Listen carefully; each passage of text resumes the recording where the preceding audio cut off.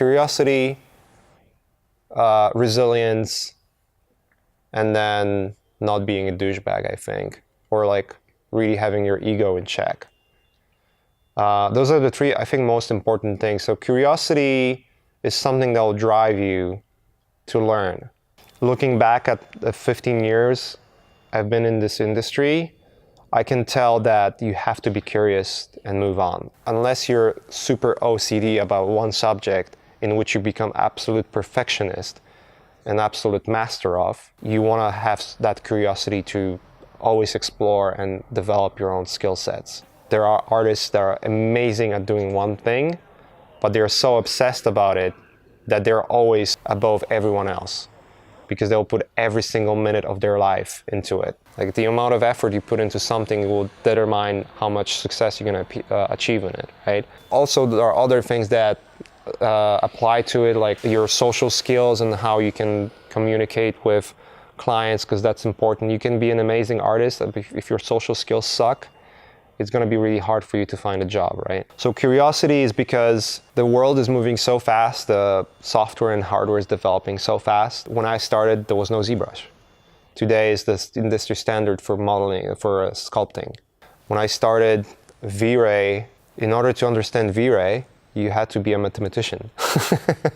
You know, like calculating samples and all that stuff. Today, you just click and it renders, and it's beautiful. You can create amazing things today with software. And it's super easy to learn it too, which makes the whole market more competitive too, right? But if you're going to be stuck with things that work out for you and you're not going to move on, eventually you'll be left behind. That's pretty apparent with the industry today. It's a lot of artists, you know, kind of want to stay where they are, and then 5-10 years later, they have no jobs because they're not developing with time. Resilience is important because nothing is easy in this world, and especially art, if you want to be working with good clients and really put yourself out there. That's going to mean that you're not only delivering the expectations, but also surpassing them. Because the only way to guarantee that client's going to come back to you, maybe like a better project is going to be in front of you, is when you have incredible work ethic. You can allow yourself to fail as long as you know that this failure means you're going to have to work twice as much to repair it really quick, because clients don't care about your failures. As an artist, you work on images and majority of them suck, you know, and then 1 or 2 are great. So to me, incredible work ethic is when the image sucks, which means it's 10 p.m. I still have time for the rest of the night before I send that stuff in the morning. So you have to be ready to do that. You cannot just start working, it's 5 p.m., I'm done, and send it over. Because that's what most will do, and that's what they're not looking for. Clients always want to have best results for as cheap as possible. And because the industry is becoming bigger and bigger, there's more and more artists. The best way to stand out is just to have like a really good work ethic and be really resilient with that. And resilience also comes to your practice. Like if you're learning something and you're going to give up after 2 failures, that's not for you. Learning anything comes with failures, and you have to fail enough times to understand what's going wrong and then apply that knowledge and get better at things. And you're not going to get better if you don't practice enough, you know? And then the last thing is ego, or your personality in general. You want to be nice to people, and you want to be that person that everyone wants to work with. And you have to realize that, let's say you get that dream job, that means nothing for anyone but yourself. It's a good reward for you to feel that way only at this moment. And the moment the project is done and it's out and you release it and you feel great to show it to people and share your success, feels great. But guess what? A week later, a month later, nobody remembers. I mean, some people will remember, oh, you did those cool pictures for X, Y, and Z, right? But that's about it. And that's about the amount of reward you get from that. So you don't want to be that guy who's just like, you know, praising yourself and like, oh, I'm awesome, you know, because nobody will like you. You want to be a person that everyone likes to work with, but you don't want to be fake either. Like, don't try to make this sort of image of yourself. Be yourself, but be nice. Don't insult people. Try to be easy to work with. And I think the biggest issue with artists, including myself in the early days, is that you think you know the best and everyone else around you is an idiot.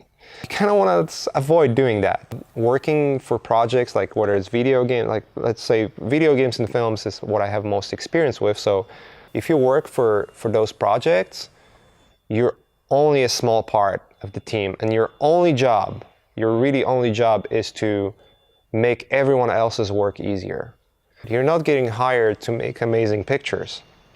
You get hired to make everyone else's work easier because the end product is not your concept art. If you're doing illustration for a director or or a writer, or if you're doing illustration for a card game, they hire you for a very specific thing that they want to see that they know fits the product. If you're doing illustration for, I don't know, Magic the Gathering, right? And they hire you to do a specific illustration, don't argue with the feedback. They know their brand better than you. And don't try to change it because that's not your job. If you want to create something that you think is better, then do it for yourself. If people really admire it, you will know. You will see opportunities coming out of it, right? If you work for a video game company and you're doing concept art, about 5%, maybe 10% of the art that you do through the project are those beautiful pictures that everyone posts online. 90% of work is bullshit work that you're doing to help everyone else. If modeler needs, a design of a weapon or a vehicle, you want to make sure you make it as easy as possible for them to understand what's on your drawing.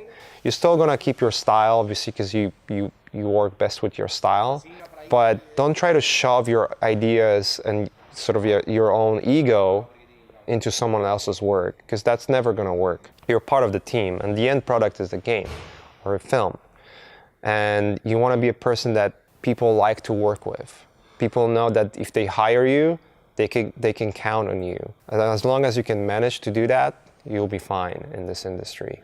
And the other part is just generally being polite and nice to people. Don't make yourself like you are some kind of Caravaggio or Da Vinci, because there's always going to be someone better that you don't even know of. The moment I became a teacher, you sort of start to remember where you were at when you were younger. When I look back at my work, I don't know, maybe 12 years ago, it was absolute crap. If I would hear my favorite teacher or my favorite, idol saying fucking your work sucks, I'll be crushed. I'll be crushed in a way if that would be a condescending way of saying your work sucks. Look at that guy. You don't do that. There's no reason to do that. It all comes with ego. I personally try to avoid drama, any kind of disputes and arguing, because there's just too many important things in the life to really pay attention to that. And I've learned it over time. Don't get me wrong. I used to be an asshole.